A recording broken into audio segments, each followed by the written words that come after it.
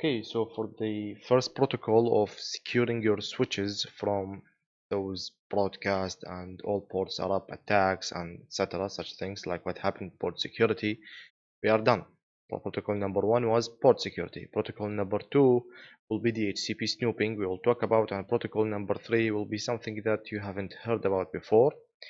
But we will start it like maybe from scratch with a few moments of description. After that we will talk about the protocol itself in the upcoming videos. So for today's or for this protocol of this video, this specific video will be DHCP snooping. And DHCP snooping is, yes, this is the same DHCP protocol that we have discussed and implemented at the first 2 or 3 videos in chapter 4, which was about a very unique and beautiful protocol that makes all our end devices or whatever type of devices that requires IP address, subnet mask, and gateway, get them dynamically to be assigned dynamically and automatically from a server that's installed inside a router, and it's called the DHCP server. Okay, so this was very simple. We configured it. We have done all the configuration that we needed in chapter 4. Back in chapter 4, I hope that you have seen all those videos and you get them and understand them and implemented them, all of them correctly. I hope so.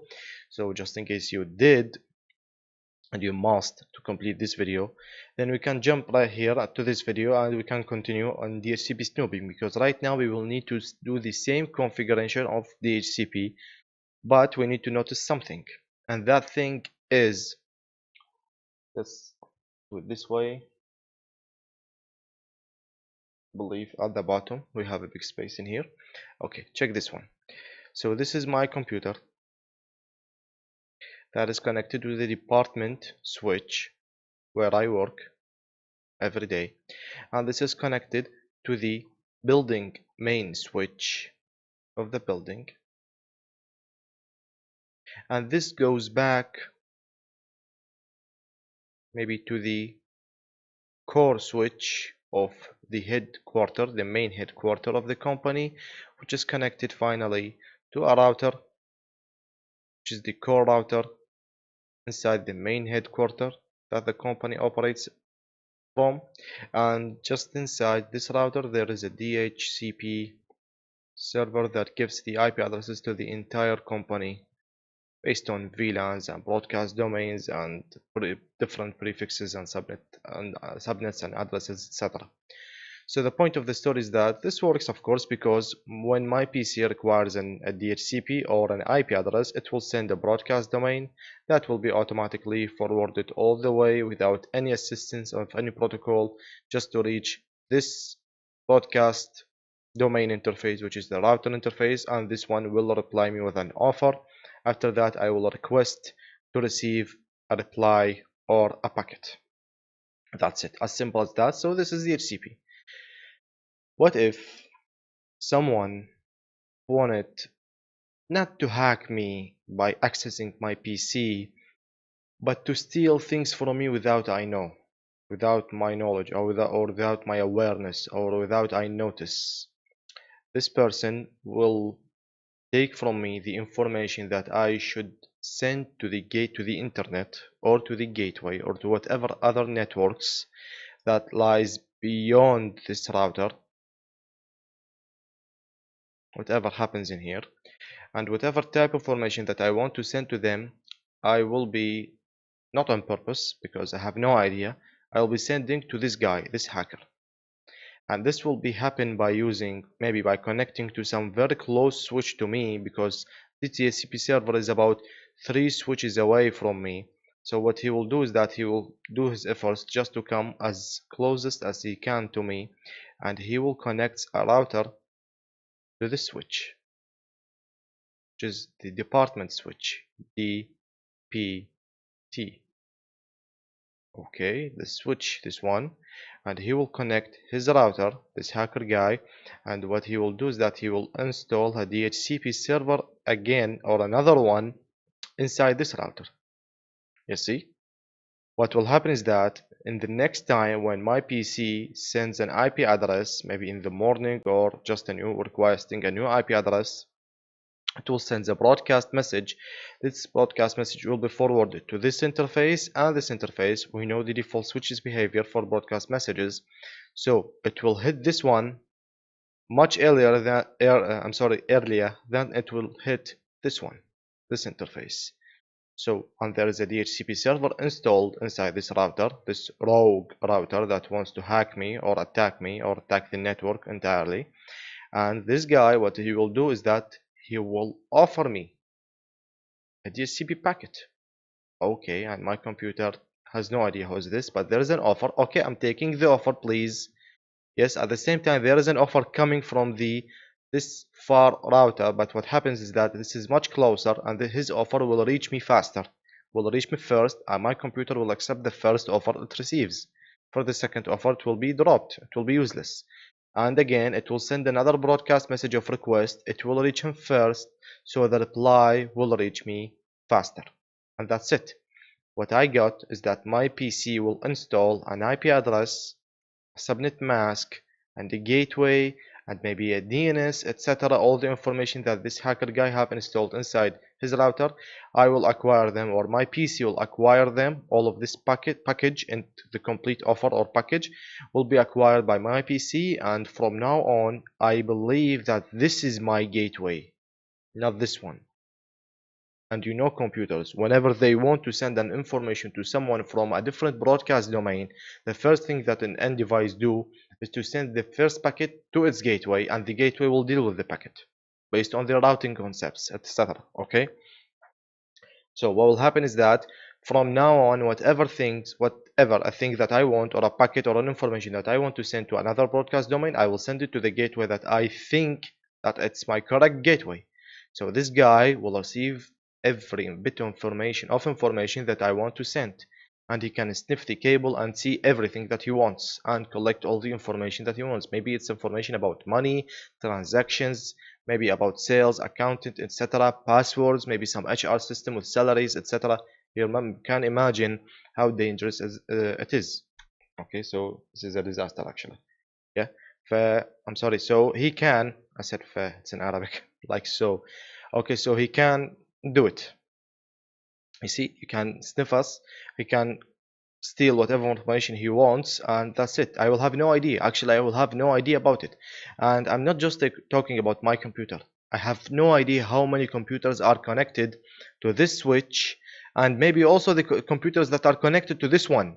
Maybe this cable will deliver the broadcast messages much faster than this one. So maybe even all of those guys will be hacked. So maybe from one up to, let's say maybe 200 PCs are hacked by this. Maybe this switch is connected to another switch that is connected to other devices, maybe a 50 device in here, and that's it. Even all of those, all of those PCs will be also manipulated, and all of them will think that this one is the correct gateway. So he's stealing everything. He's stealing as much as he could, but it's a big disaster and a big loss, okay, and a big manipulation for a lot of devices in the network. So this is a DHCP rogue attack, or this is what's called actually a man in the middle attack, because this is me, this is the correct destination, and there is a man that came in the middle between me and the correct destination, and he tries to manipulate me that he is the correct destination, he is the right correct guy, he is the concerned guy about offering DHCP packet. So for DHCP snooping, this is not the scenario of DHCP snooping, this is the scenario of one of the cases of man in the middle. This is a case for man in the middle. There is a lot of other cases. One of them is the DAI inspection. We will talk about the deep packet inspection. I'm sorry, the ARP inspection. We will talk about this dynamic ARP inspection. I'm totally lost with this. Okay, in the upcoming videos, which is another type of man in the middle. And I believe that, what was the port security about? No, I don't think port security was about a man in the middle. We will check that. If it was one of the type of man in the middle, we can just Google it, it's okay. But DHCP snooping is for sure one type of man in the middle attacks. I'm sorry, this scenario is one of the man in the middle attacks. For DHCP snooping, it's not about hacking or other thing. DHCP snooping is applying a criteria or a mechanism related to a DHCP, and it will protect us from this type of attack. How is that done? It's done by, firstly, let's clean this screen so we can talk about this. And secondly, let's do the same scenario again. This PC connected to a switch, another, a third, and a router. And just right here, there is someone claiming that he is the DHCP server. Okay, so DHCP snooping, what it will do is that, of course, there are VLANs all the way. Just in case they weren't, there is a VLAN number one. So you know that switches do operate 100% by using VLANs. So just in case you did not use VLANs, there is already the default VLAN, which is VLAN number one, and it's applied for all the interfaces. So we will not configure VLANs here, no worries. We will just mention VLAN number one, which is the default.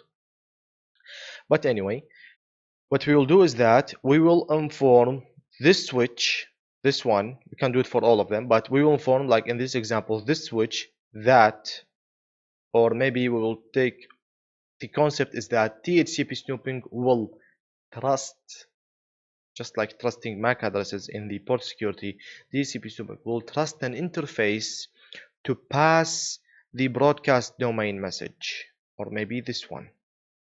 See, we will trust an interface to pass the DHCP or the broadcast message. Whatever other interfaces do not allow them to pass, send, or receive broadcast messages. So in this way, this broadcast message, when it goes or when it starts its journey from my PC entering this one, this should be granted, going through the way, and then what should happen? This one is not trusted, so it will be ignored. The PC will continue its way to this one. It will be granted, etc., to this one, and all of those all the way. I will not apply the SCP snooping protocol on these two switches, so by default all the ports are trusted, because I can secure those two switches maybe in a rack, and this rack is closed, and using or applying all the security concepts or security, I'm sorry, programs and mitigation techniques that I've talked about in the beginning of this chapter. But this one, maybe it's meant for employees, and I cannot guarantee the employee's behavior, or I cannot know the really corrupted employee. So what are the best thing or the minimum thing that I can do to protect this switch and protect the entire network simultaneously is that I will apply DHCP snooping on this switch, and by applying DHCP snooping on this switch, I will only trust this maybe server or whatever trust interface, okay, and also I will trust this one, or let's, yes, we should trust this one and this other one. You will see that in the lab, because what will happen is that when I apply DHCP snooping, just by applying the configuration or the command, but just by mentioning the command of DHCP snooping in the global config of a switch, by default all the interfaces will be untrusted, all of them. So no one is allowed to send broadcast message or receive a broadcast message. After that, I should apply, or I should trust this one and this one, so that the path will be this way, reaching to the router, the correct one that I should receive. This one that I have no idea or I cannot guarantee who is connected to, I will leave it as untrusted. Okay, so this is all the concept. Actually, let's see if any of the slides that I haven't mentioned before, any of the information is here. Yes, rogue DHCP server will respond to your discovery message. So this is how they start. Computers will accept the first offer. We have talked about that. Snooping will trust an interface to make it the only interface allowed to receive broadcast message. Okay, so this is what I got confused about, because DHCP snooping will make an interface, will make the trusted interface the only one allowed to receive a broadcast message, not to send. So we will not mention, or we will not talk about this at all. We will only trust this one, because this interface in here is the one that will receive my broadcast message, and thus it will forward it all the way. But for this one, this will never receive a broadcast message, because you know the reply of DHCP is unicast, it's not the broadcast. So even if this port is untrusted because of the snooping, it will receive the offer, and it will receive the packet of the DHCP without a problem, or without any corruption or whatever you think it is. So whatever, I'm sorry, so let's continue about this port. This port, what I think, or what I meant to talk about is This one, when I make it trusted, this will be the only interface allowed to receive the broadcast message sent by the computer, and it will forward it. So in the lab, we will trust only this one. Okay, so this is applied on a specific VLAN. We will not configure VLANs to reduce complexity. We can do it if you request any further exercise, maybe like extra bonus exercise or challenges after the course. There is no problem about that. I don't mind doing this at all. But for the course that we are talking about for this moment, this very moment, we will not configure VLANs, and we will apply the snooping on, okay, on the default VLAN, which is VLAN number one, which all the interfaces operates under VLAN number one. So in the lab, we will do all of that, and I hope that all the idea will be clear to you. Until the lab, anything you did not catch correctly, or you did not understand, or you think that the image is not clear, just please comment down below in the video of the channel, and I will do my best to clear to you. And just in case it was clear, please come to the next video, jump to the next one, where we will implement the lab, operate your pack tracer, start the video, and we will operate the lab in the upcoming video. It will be a lot of configurations because we will configure 2 DHCP servers. Okay, so thank you for watching, and I will see you in the upcoming video. Goodbye.